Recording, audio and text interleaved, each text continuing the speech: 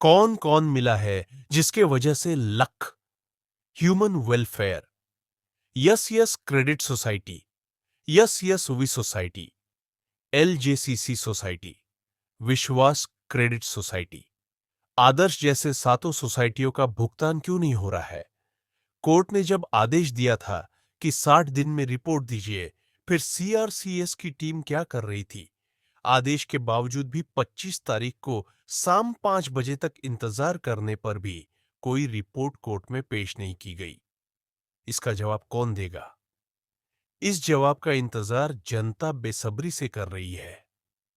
क्यों ऐसी लापरवाही की जा रही है? साफ शब्द में सुन लीजिए, ये जो भी भुगतान पैसा है, ये आपके घर का नहीं है। समझे, ये पैसा इस देश की जनता का है। और आपको रिपोर्ट देने में क्यों दिक्कत हो रही? समीर अग्रवाल और सबाब हुसैन रिजवी और उत्तम सिंह राजपूत ने कितना मोटा रकम दिया है, आपको जरा ये भी बता दीजिए। सच कहूं तो इसमें बहुत बड़े बड़े लोग और पता नहीं कितने फिल्म स्टार और सिस्टम के लोग शामिल हैं। इतना बड़ा घोटाला बिना सिस्टम के मुमकिन हो ही नहीं सकता। और यह भी हो सकता है कि सिस्टम का सीधा हाथ ही हो, क्या पता। क्योंकि जिस तरह से कोर्ट की बात की अवहेलना हो रही है, इससे तो सीधा साबित होता है कि इन ठगों को किसी भी प्रकार का कोई भी डर या दिक्कत नहीं है। जब सब लोग कोर्ट में हाजिर होंगे और जवाबदेही होगी और कोर्ट इन टीमों को फटकार लगाएगी, तो ही समझ में आएगा। मुझे ये नहीं समझ में आती है कि कोर्ट ने जवाब तुरंत तो मांगा नहीं था। उसके लिए बाकायदा 60 दिन का समय दिया गया था। ये रिपोर्ट में कुछ ज्यादा नहीं, बस यही पूछा गया था कि सागा ग्रुप की सोसाइटी किस पद्धति पे काम कर रही थी। जय सहारा काम कर रही उसी पद्धति पे काम कर रही थी, या पीसीएल जैसी पद्धति, या फिर एलआईसी जैसे पद्धति पे कार्य कर रही है। बस यही इतना रिपोर्ट मांगा गया और सीआरसीएस की टीम से इतना छोटा काम नहीं हुआ। इतनी सी बात तो लगभग हर कारपोरेट क्लब मेंबर या एक्सयूवी अचीवर ही जानते होंगे।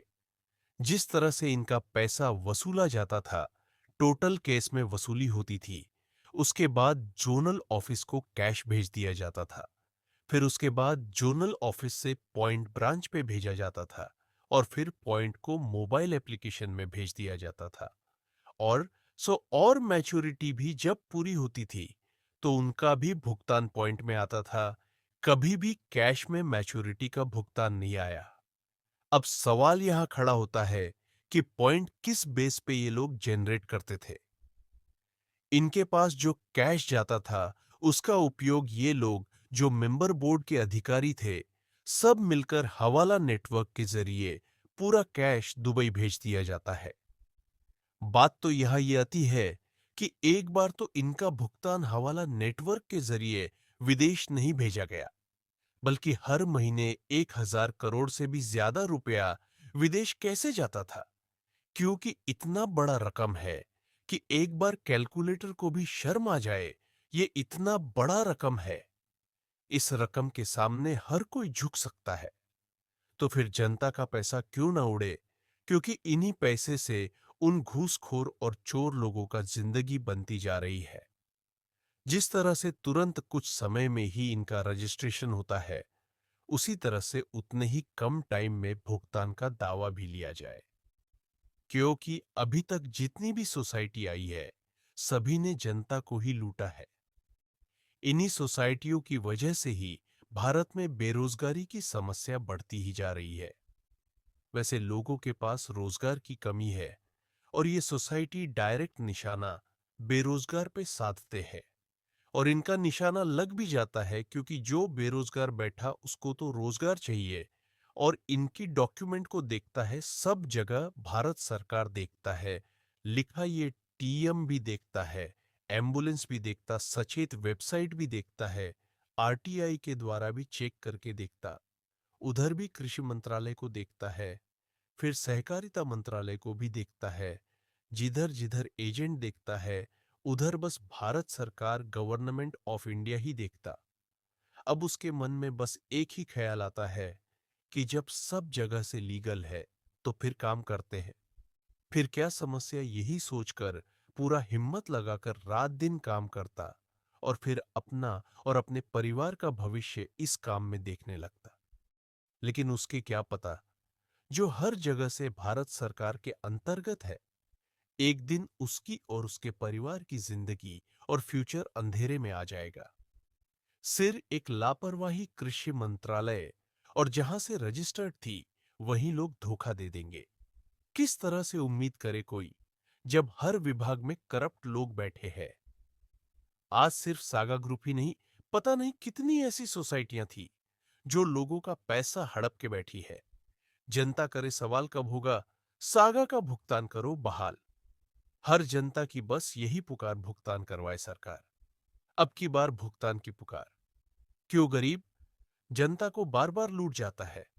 आखिर इतना हमारे भारत का सिस्टम कमजोर हो गया कि चाहे कोई भी लूट मचा के चला जाता है।